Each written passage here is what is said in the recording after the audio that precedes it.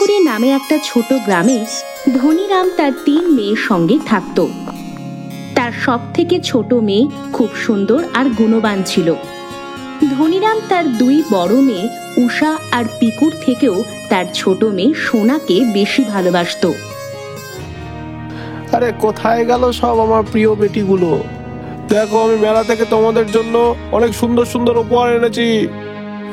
ধনীরামের গলা শুনে উষা আর পিকু বাইরে উঠোনে এসে দাঁড়ায়। আরে বাহ বাবা, তুমি চলে এসেছো, দেখাও তো আমার জন্য মেলা থেকে কি এনেছো। এই দেখো উষা বেটি, তোমার জন্য আমি এই ঝুমকা এনেছি। আমার ঝুমকা অনেক পছন্দ না? দেখো। আরে এই ঝুমকোটা তো খুব সুন্দর, আমার তো খুব পছন্দ হয়েছে, ধন্যবাদ বাবা। আরে বাবা, তুমি আমার জন্য কি এনেছো? তাড়াতাড়ি দেখাও না, আমি তো আর অপেক্ষা করতে পারছি না, দেখাও না বাবা।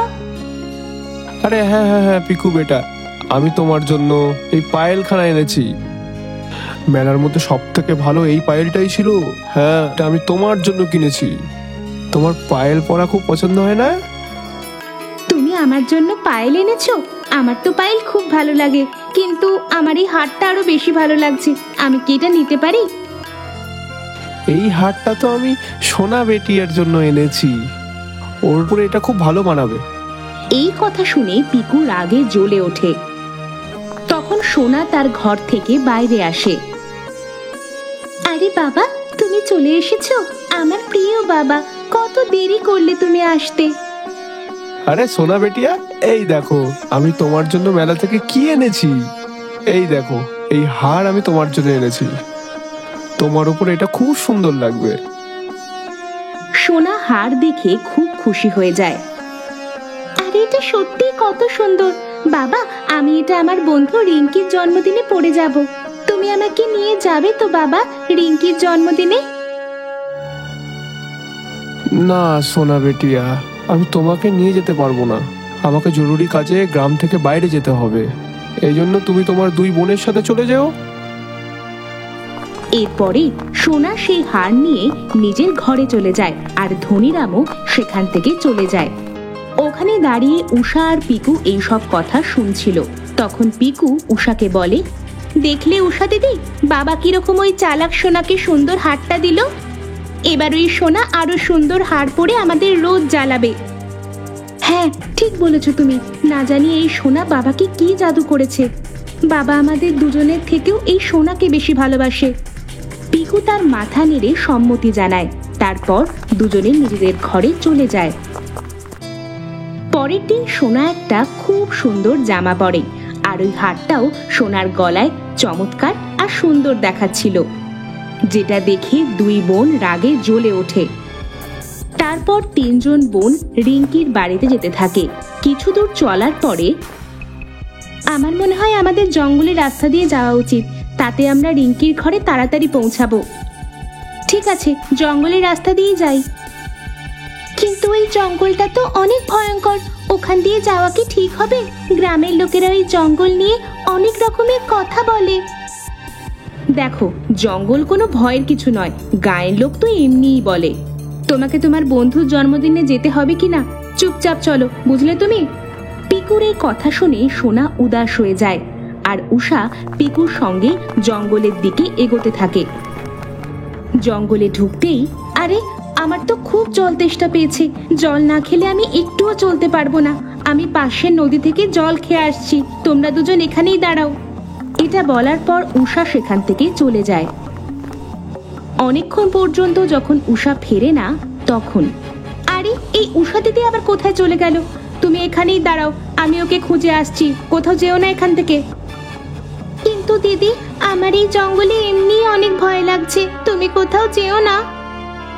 আমি উষা দিদিকে খুঁজতে যাচ্ছি, জানি না ও কোথায় গেল, যদি বাবা জানতে পারে তো অনেক রাগ করবে। তুমি চুপচাপ এখানে দাঁড়াও, আমি উষা দিদিকে খুঁজে এক্ষুনি আসছি। এই বলে পিকু সেখান থেকে চলে যায়। বেচারি সোনা জঙ্গলে দাঁড়িয়ে খুব ভয় পাচ্ছিল। সোনা জঙ্গলে দাঁড়িয়ে দাঁড়িয়ে সন্ধ্যা হয়ে যায়, কিন্তু ওর 2 বোন ফিরে এলো না। যখন রাত পর্যন্ত তার বোনেরা ফিরে এলো না, তখন সোনা কাঁদতে থাকে। ঠিক তখনই সোনা জঙ্গলে কারুর আসার শব্দ শুনতে পায়। কিছুক্ষণ পর সোনা দেখতে পায় যে একটা খুব ভয়ঙ্কর বুড়ি, যার চোখ লাল ছিল, সে কালো রঙের একটা শাড়ি পরেছিল। সে সোনার দিকে খুব দৌড়ে আসছিল। আমি তোমাকে ছাড়বো না, আজ কতদিন পর আমি মানুষের মাংস খাবো। এই শুনে সোনা ভয় পেয়ে যায় আর সেখান থেকে পালাতে থাকে। আর ওই ভয়ঙ্কর বুড়িটা তার পিছনে পিছনে দৌড়াচ্ছিল। সোনা দৌড়াচ্ছিলই, তখনই সে জঙ্গলে একটা বড় গাছের গোড়ায় একটা চমকানো দরজা দেখতে পেল। তার চারিদিকে খুব আলো ছিল। সোনা সেই চকচকে দরজার ভেতরে চলে যায়। ওই দরজার ভেতরে একটা অন্যই দুনিয়া ছিল। সেখানে চারিদিকে সুন্দর সুন্দর ফুল ফুটেছিল আর নানা ধরনের জানোয়ার। ওখানে অনেক ধরনের ছোট ছোট গাছ ছিল, আর তাদের মধ্যে একটা অনেক বড় আর বিশাল চকচকে গাছ ছিল, যার ওপর খুব সুন্দর প্রজাপতিরা বসেছিল। সেখানে নানা রঙের ফল ঝুলেছিল, যেটা দেখতে খুবই সুন্দর লাগছিল। ওই বিরাট গাছের সামনে অনেক সুন্দর নদীও ছিল। সোনা এসব দেখে অবাক হয়ে যায়। আরে, এটা কোথায় চলে এলাম আমি? এত সুন্দর জায়গা তো আমি আগে কখনো দেখিনি। সোনা নদীর কিনারে বসে পড়ে। কিছুক্ষণ পরে সোনার জল তেষ্টা পায়, আর যখনই সে ওই নদী থেকে জল খায়, তখনই সোনা একটা আওয়াজ শুনতে পায়। জাদুই গাছের জগতে তোমার স্বাগতম সোনা। সোনা এই আওয়াজ শুনে চমকে যায়। আবারও আওয়াজ আসে, জাদুই গাছের জগতে তোমার স্বাগতম সোনা। কে তুমি?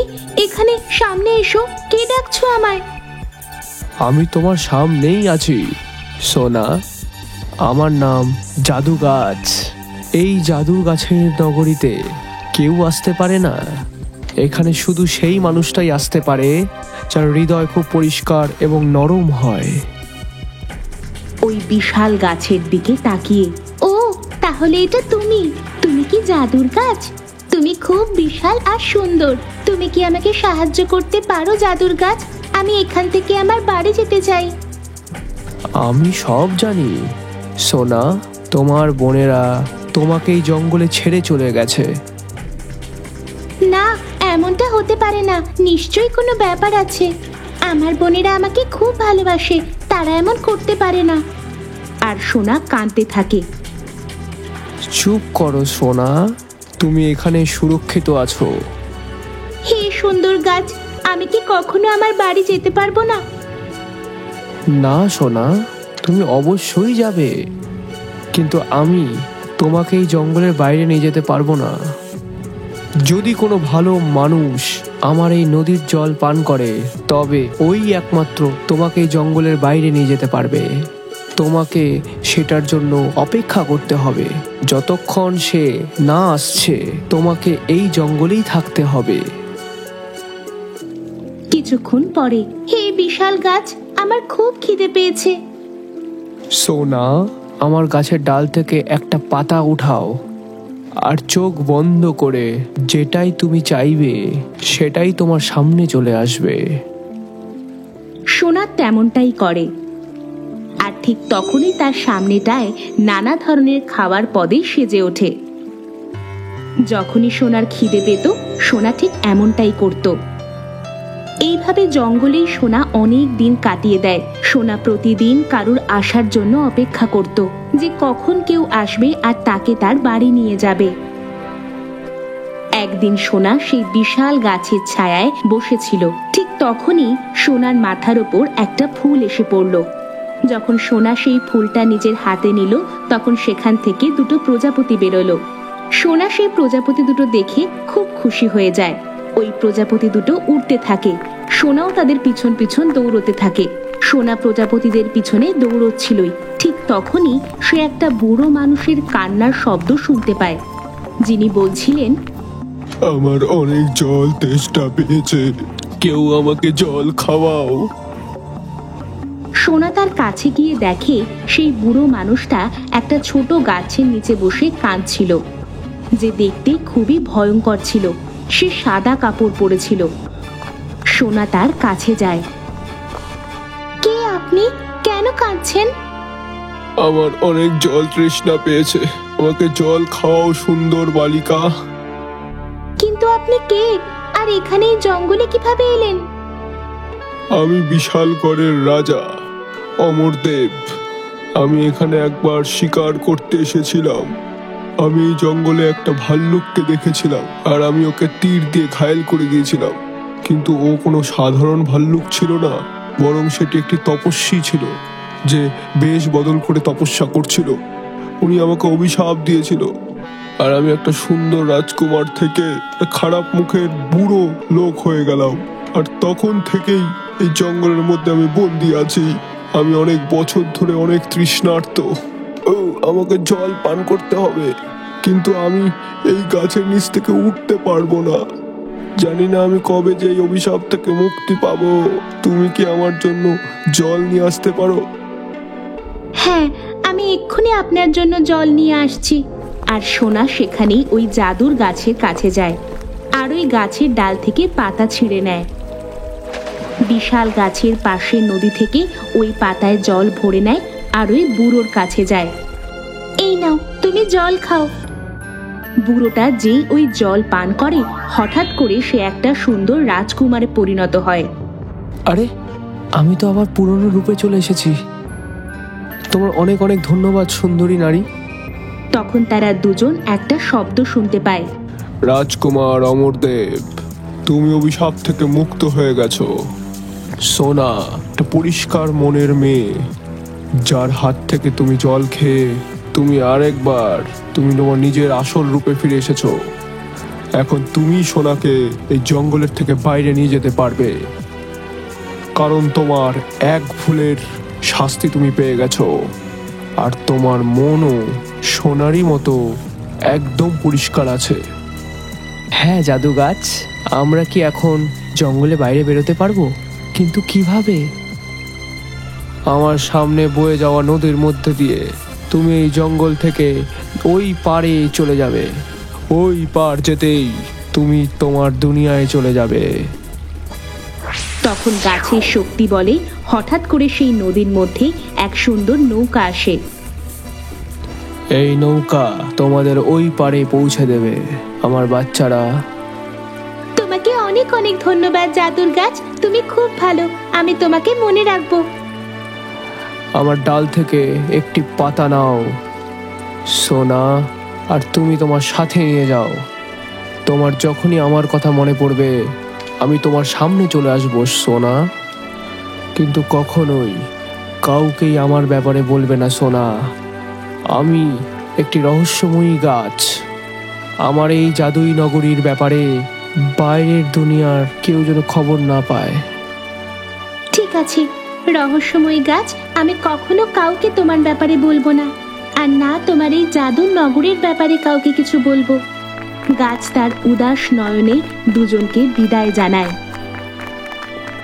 তারপর দুজন ওই নৌকায় বসে আর আবার তাদের গ্রামে চলে আসে। ওই রাজকুমার সোনাকে তার বাড়িতে নিয়ে যায়।